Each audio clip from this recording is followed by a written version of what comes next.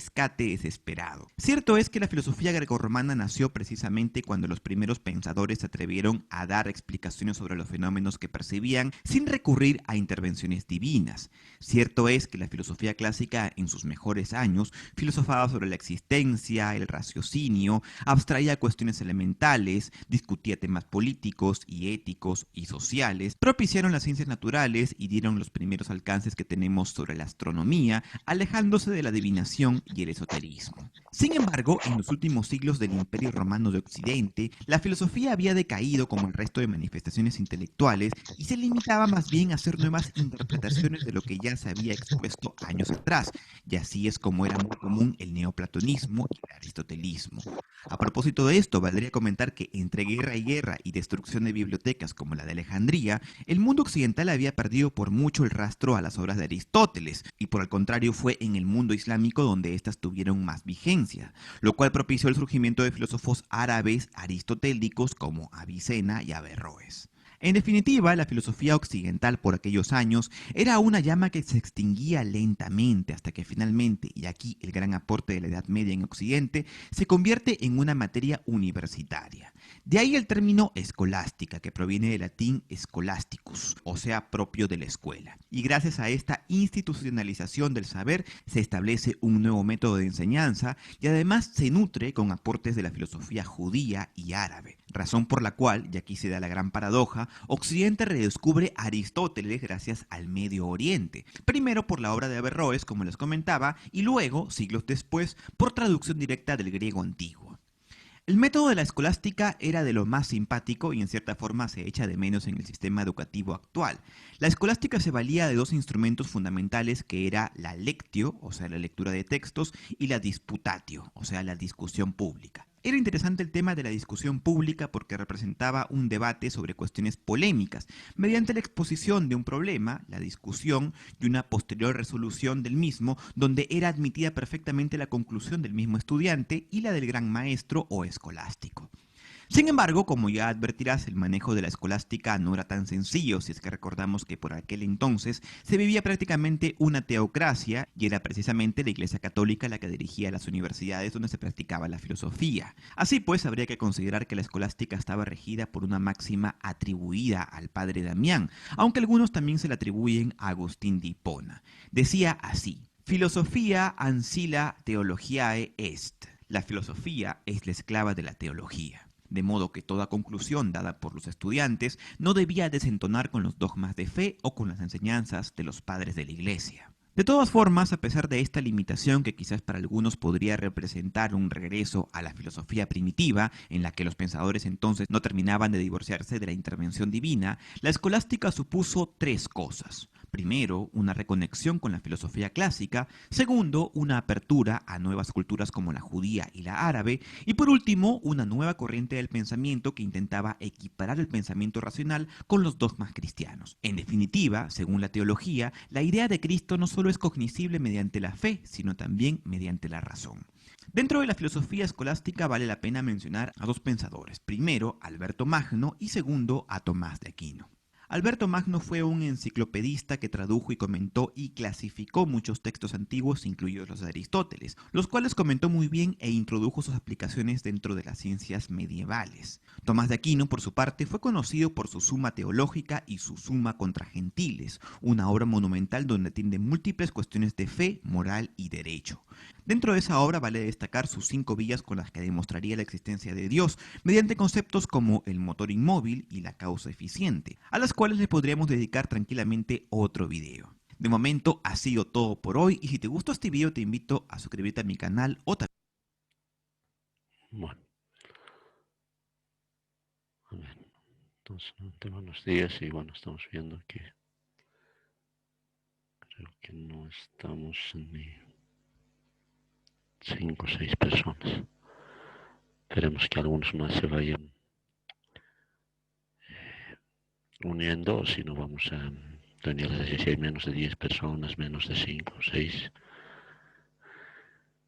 Veremos, ¿no? Esperemos que se vayan uniendo, si no, al final vamos a tomar alguna decisión seguramente.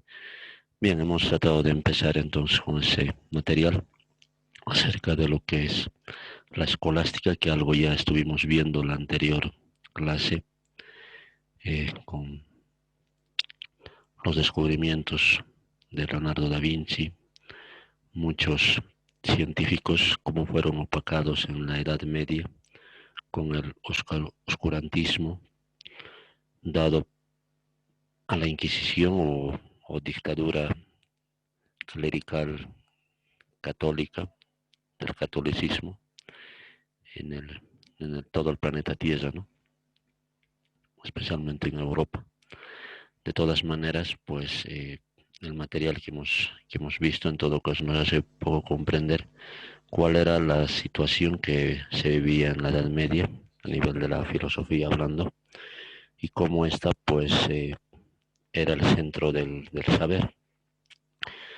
Si bien es cierto, pues los filósofos de la Edad Media toman como base de su estudio a la filosofía griega, a Platón, a Aristóteles.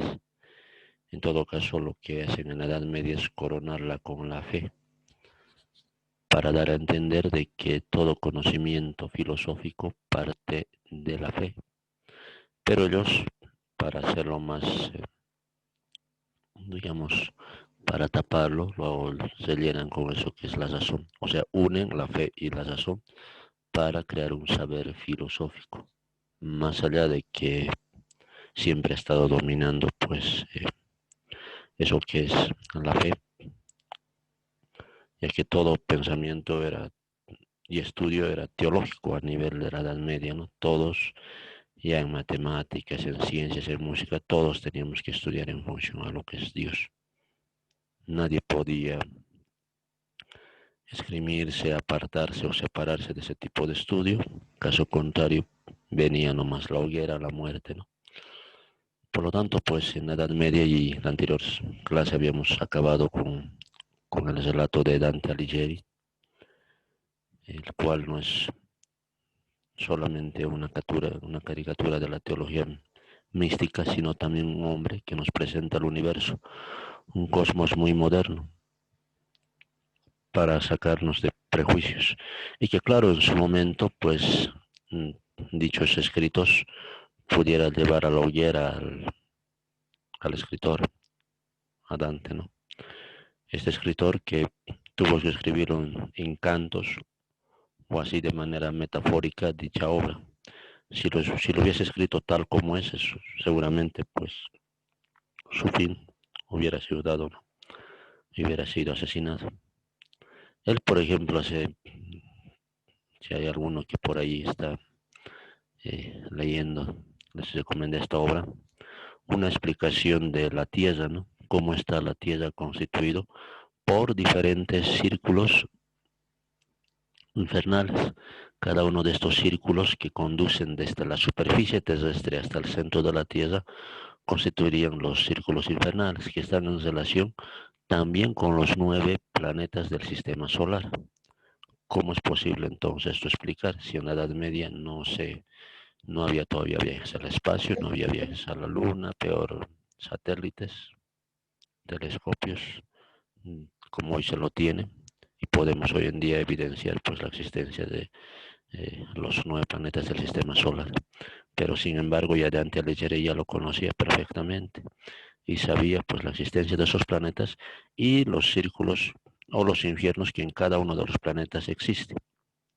Así como la Tierra, les decíamos, tiene dos aberturas, los polos, polo norte, polo sur, los ingresos a la intratierra. En todo caso, ya les habíamos demostrado también de que los usos hace más de 20, 25 años atrás hicieron un experimento en el cual perforaron un pozo, ¿no?, profundo, más de 2 kilómetros, y con sondas o con micrófonos ultra especiales y sofisticados lograron escuchar los gritos y muchos los relacionaron con los gritos infernales. Ese material es verídico.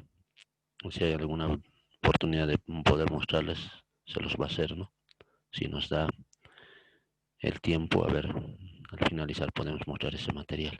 En todo caso, eso nos hace ver de que para volver a Dios, ser un gran maestro, al igual que Jesús, Buda, Siddhartha Gautama, Quetzalcóatl, un Inti, un Babaje, etc., es necesario que el iniciado descienda a su interior, baje a sus cielos, baje a sus infiernos. Una vez descienda a sus infiernos internos, va a poder ascender victorioso y va a poder volver hacia Dios más fuerte, más victorioso. Para lograr algo en la vida, no te olvides que primero hay que descender. Si alguien quiere ser de pronto millonario, tener el poder, la gloria, o llegar a ser un jefe, un director, un dueño de una empresa, primero tiene que empezar de lo más abajo y poco a poco irá ascendiendo los cargos. Es algo similar esto de la iniciación y por eso la simbología, ¿no? Hay que descender y en cada uno de estos círculos hay que ir venciendo todas las tentaciones que nos presenta la vida diariamente. Simplemente ello. Una obra interesante que les había recomendado que lo puedan leer. Pero bueno, pasando ya y dejando de lado a lo que es Dante Alighieri y la Divina Comedia, como hemos visto en el video, pues acerca del escolasticismo.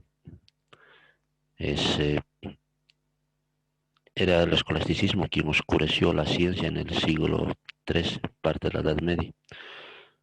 El escolasticismo pues es la recopilación sistemática de datos, ¿no?, que se presentan como un sistema de información, como una especie de una enciclopedia, ¿no?, sobre un tema, sobre la ciencia de la óptica o la creación del mundo. Se busca el término en cuestión y da una respuesta, pero es obvio, siempre la respuesta que dé el escolasticismo va a unir la fe con la razón a partir de que el hombre ha sido creado por Dios. O sea, no va a aceptar otro tipo de teorías. Todo siempre a partir de Dios. Y todo está regido, ¿no? Por eso, pues, en la Edad Media, pues, muchos hombres de ciencia fueron quemados, fueron tildados de herejes. Ahí nace la comúnmente llamada la alquimia. Hombres que hicieron las bases de la química. Y tú recordarás que ahí pues justamente hay leyendas, hay cuentos a nivel de la química, que antes era la alquimia, de hombres que podían convertir el plomo en oro o cualquier metal en oro. ¿Cómo lo hacían? Ahí está el connotado Paracelso, recomendar que vean o estudien su vida muy singular de él.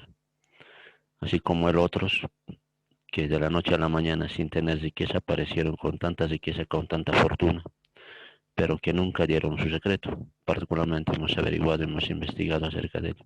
Y era un profundo estudio esotérico que ellos tenían. Hablaban de la conversión del mercurio en oro. No te olvides que el oro tiene mercurio. Pero para hacer esta conversión necesitan fuego.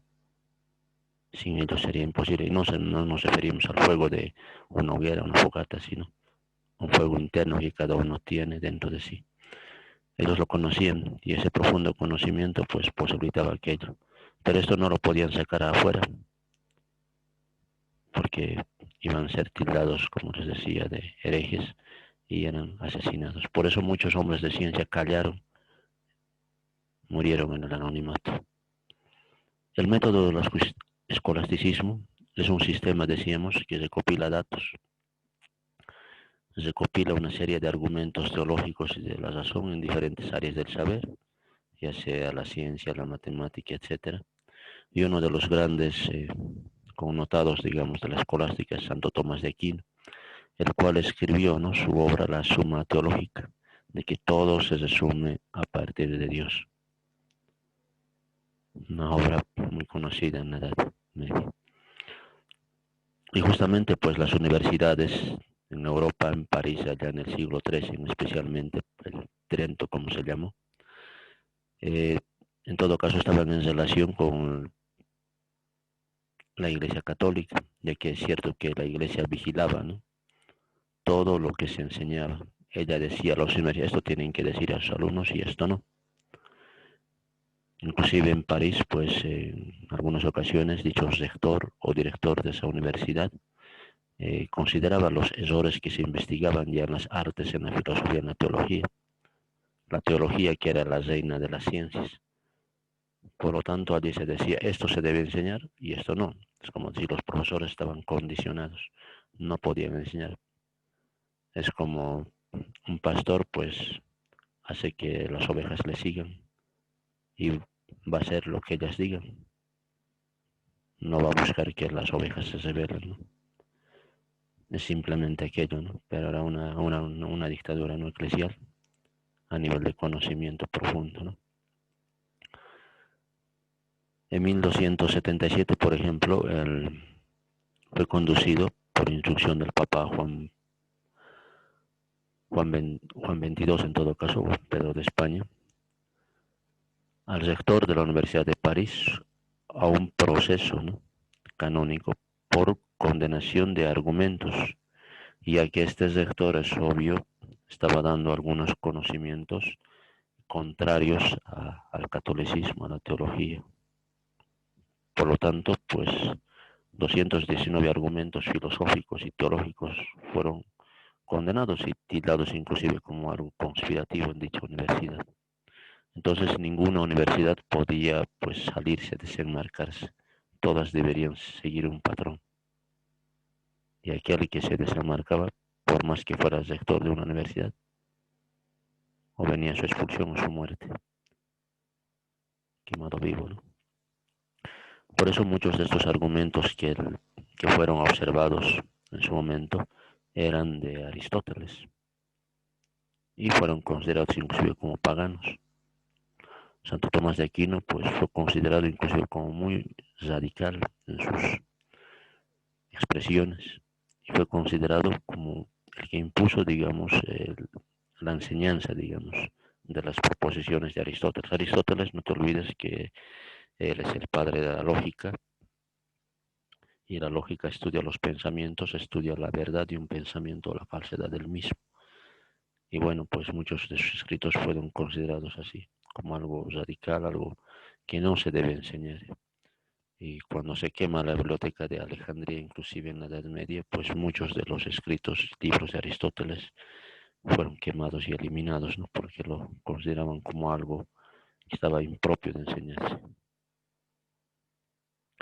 El resultado de tanto, digamos, el avance de la ciencia, pero de manera oculta, y que fue condenado en 1277, una de las propuestas que se hacía, por ejemplo, en esa época, y también con Tomás de Aquino, es que Dios, ¿no?, acerca de Dios, ¿no?, Dios es un ser omnipotente que puede crear algo contradictorio, y de esta premisa se desprendió la proposición de que Dios no puede crear un universo, un espacio vacío.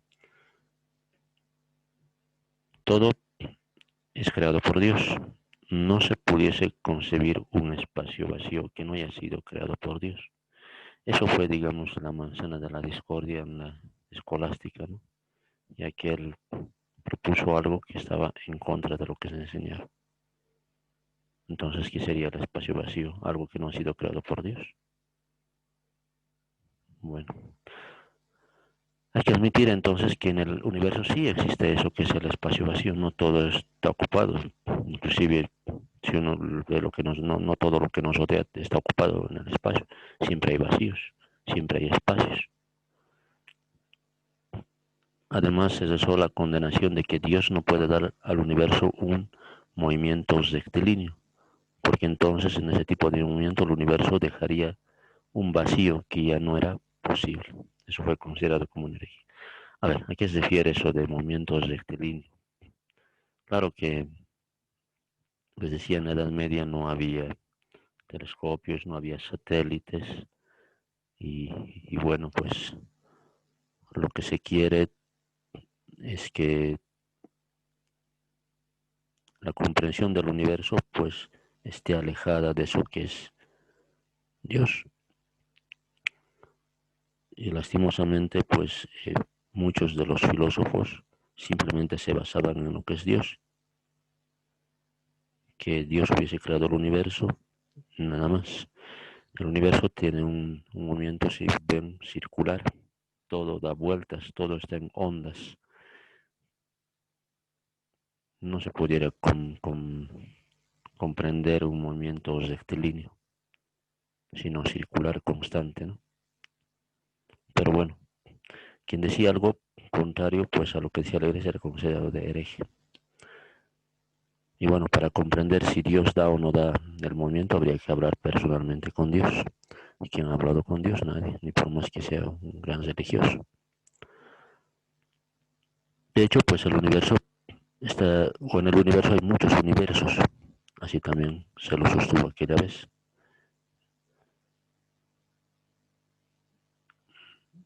Además, todas estas esferas empacadas juntas se tocan solamente entre ellas. Es como decir, nosotros vivimos en el planeta Tierra, pero más allá del planeta Tierra somos parte del sistema solar. Y el sistema solar está dentro de eso que es la Vía Láctea, y la Vía Láctea está dentro de eso que es el universo, como pueden ver aquí. Y es similar a como si fuera una esfera. Más allá de este universo hay otro universo, habría otros universos, y cada uno de estos universos semejarían a burbujas. Y no sabemos en un universo o en la galaxia o en la Vía Láctea cuántos universos hay. Hay multiuniversos. En la imagen de abajo incluso alguna vez se habla de universos paralelos, multiuniversos, de que uno puede irse de un universo a otro.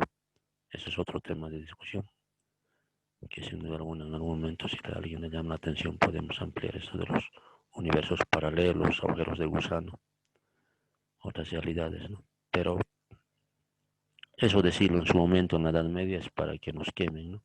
Hoy por hoy ya podemos afirmar, y muchos de ellos como Santo Tomás de Aquino, inclusive el famoso Michel de Nostradamus, pues fueron inclusive hasta amenazados de muerte, ¿no? Y tuvieron que tener mucho cuidado en decir y escribir algo. Da sentido para ir ya acabando esta parte. En plataforma están las tres preguntas, ¿no? Una primera pregunta se analiza a San Agustín de Tagaste acerca del platonismo analizado de nuestra región y das tu opinión. Aquí está un pequeño pasaje de uno de los escritos de San Agustín, y aquí el parte de su filosofía se basa en Platón. Es también idealista, por lo tanto, pues tú haces la lectura de este pequeño texto que está entre comillas y das tu parecer. Pregunta 2, ¿qué es el escolasticismo? Hemos explicado inclusive la misma palabra da la respuesta, pero también hemos ampliado a qué se dedicaba su estudio, la escolástica. Inclusive cómo entraba a las universidades de su tiempo, ¿no? Y la pregunta 3, ¿cómo se consideraba al universo? ¿Qué es el universo dentro de lo que es la escolástica?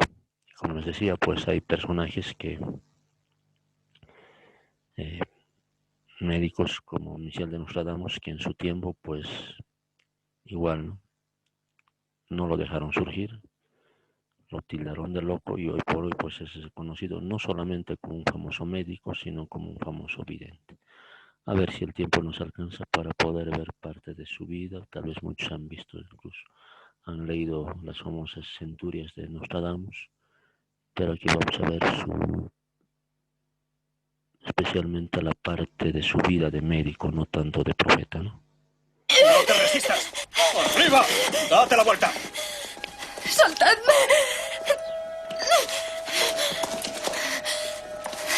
Sophie Bertrand, se te inculpa y acusa de transformarte en lobo, de practicar la sodomía con el diablo, de obtener hierbas venenosas para asesinar a la mujer del herrero con el fin de conseguir su fortuna. ¡Eso es ridículo! ¡Yo jamás! ¡No mientas! Bien, vamos. ¡Déjenla! ¡Déjenla! ¡Padre! ¡Abuelo! Michel. Es mi nieto, señor.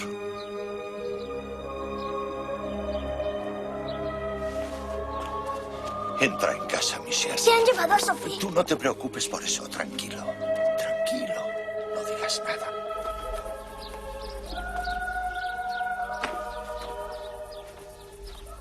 ¿Por qué no has salvado a Sophie? No podía. Michel, Dime, ¿crees en Dios Padre y en nuestro Señor Jesucristo? Sí, pero... ¿Y crees en la Inmaculada Concepción de Nuestra Señora la Virgen María? ¿Por qué lo preguntas? Es hora de que conozcas la historia de nuestra familia.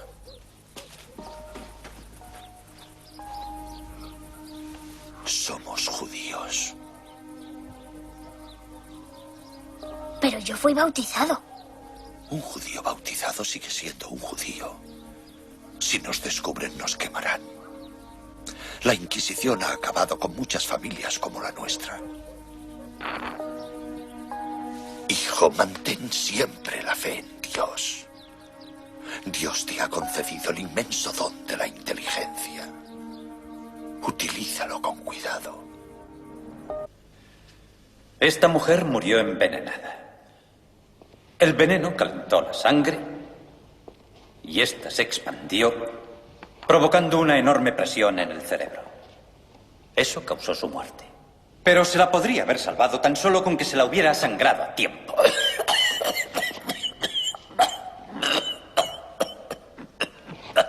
Disculpe. Pregunta. ¿En qué órgano hallaremos el veneno? Monsieur de Notre Dame, por favor, ilumine a sus pobres compañeros. La respuesta que quiero oír es en los riñones. Exacto. Pero advierto cierto desagrado en su respuesta. Los últimos exámenes y pruebas del doctor Rabelais en París demuestran que también podemos encontrar altas concentraciones de veneno en el hígado. París.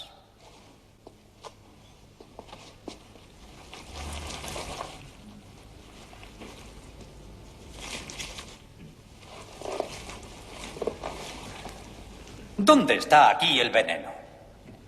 ¿Ven algún veneno? ¿Alguien ve el veneno? Aquí no hay ningún veneno. ¿Ustedes lo ven? Yo no veo ningún veneno. Veneno en el hígado. También lo encontrará en el corazón. Pamplinas. La razón por la que la Escuela de Medicina de Montpellier es la mejor de Europa es porque solo aquí tenemos cadáveres para diseccionar. Así que tal vez pueda explicarme por qué se contenta con el conocimiento recogido en los viejos libros. ¿Intenta decirme qué es lo que debo hacer? No. Entonces está de acuerdo con mi diagnóstico. Gracias. Estoy conmovido. No. No. Es absolutamente cierto que la sangre se calienta por el veneno. Ese es el modo en que el cuerpo se defiende. Bobadas. La sangre caliente combate el veneno. Teniendo en cuenta esto, la sangría como tratamiento habría sido un error. Solo habría dificultado el proceso de autodefensa del cuerpo. Señor de Notre Dame. Antes de conferirle el grado de doctor en medicina, tendrá que aprender lo que aquí le enseñamos. Caballeros, nada excepto una sangría habría ayudado a esta mujer. Ayudarla a morir más deprisa. Señor de Notre Dame, la decisión es suya. Abandone este aula si lo desea, pero no vuelva. Jamás vuelva a ella. No puedo seguir perdiendo el tiempo con sus teorías. Tenemos aquí algunas...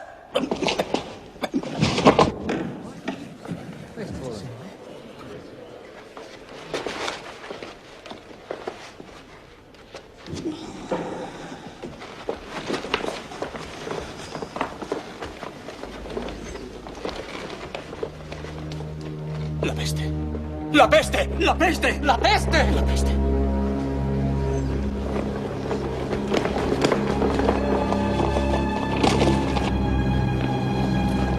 Oh, Dios mío, voy a morir. No debería haber venido a la universidad. Habrá infectado a todo el mundo.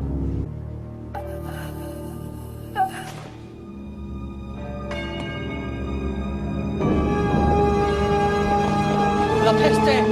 ¡Vamos, rápido! ¡Vamos de aquí! ¡Vamos a morir! ¡Vamos! ¡Vamos deprisa! ¡Vamos a morir! ¡La peste! ¡Vámonos de aquí! ¡Vamos! Dios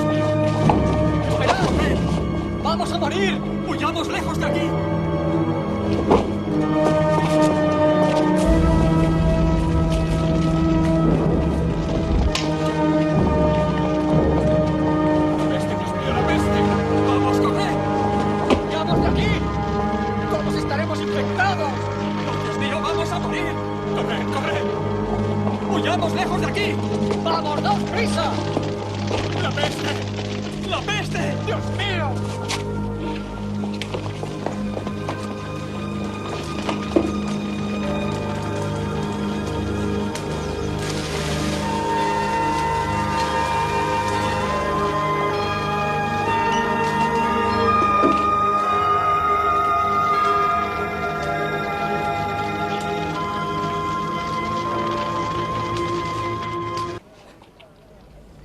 ¿Qué estás haciendo?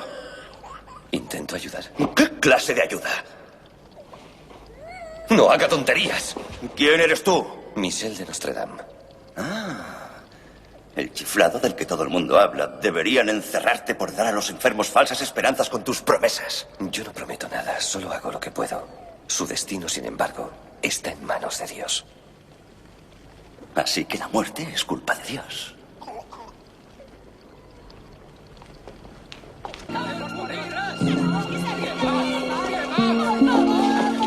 ¡Quitaos de en medio! ¡Quitaos de en medio!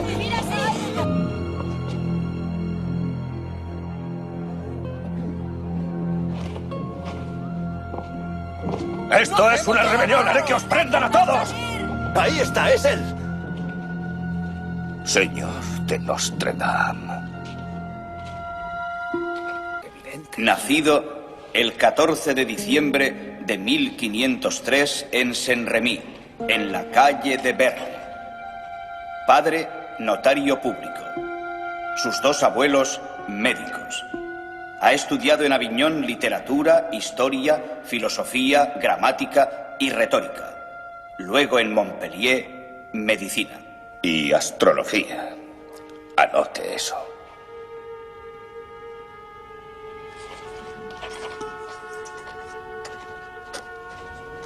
Y doctrinas esotéricas.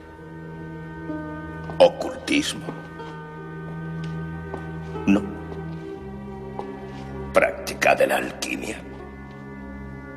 Magia negra. Culto al demonio. Soy un científico.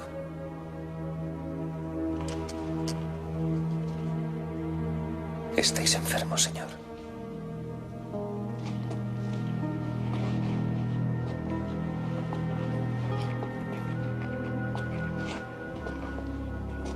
¿Tienes idea de lo que podemos hacer contigo?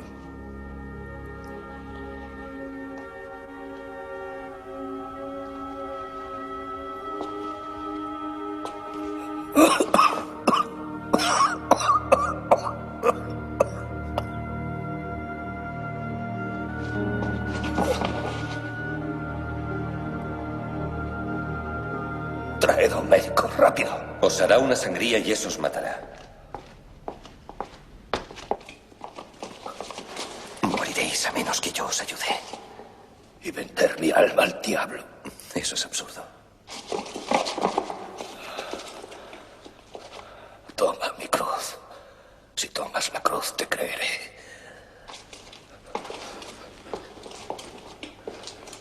Bésala. Si eres el demonio, te quemará los labios.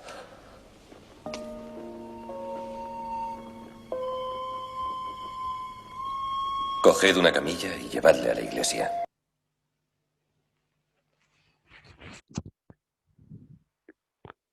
Bueno, vamos a hay más. Acaba ese pequeño pasaje de la película, ¿no? De la vida de Michel de Nostradamus, uno de los connotados médicos de la Edad Media, que como hoy, pues, ante una pandemia, ante llamada la peste, pues, la peste bubónica, en su momento en Italia, pues, él da la cura. Italia estaba en una crisis, en una pobreza terrible y como verán, pues muchos genios médicos fueron eliminados, no fueron tomados en cuenta su sabiduría. Y tantos como ellos, pues han habido mucha gente que lastimosamente así fueron olvidados, fueron ignorados muchos sabios hombres de ciencia. Y él, años después, fue reconocido porque él pudo dar la cura a esa peste. Bueno, estamos llegando a la parte final, entonces agradecerles por su participación. Y bueno, cualquier duda, estamos la siguiente semana para confirmarles si van a ver un trabajo en plataforma por enlace, ¿no? Entonces es lo más seguro que se haga este trabajo de la anterior clase y de esta, ¿no? Así que van a estar atentos. Es lo más seguro, así que en Zoom nos estaríamos viendo en 15 días. Agradecerles a todos por su participación y que tengan muy buenos días.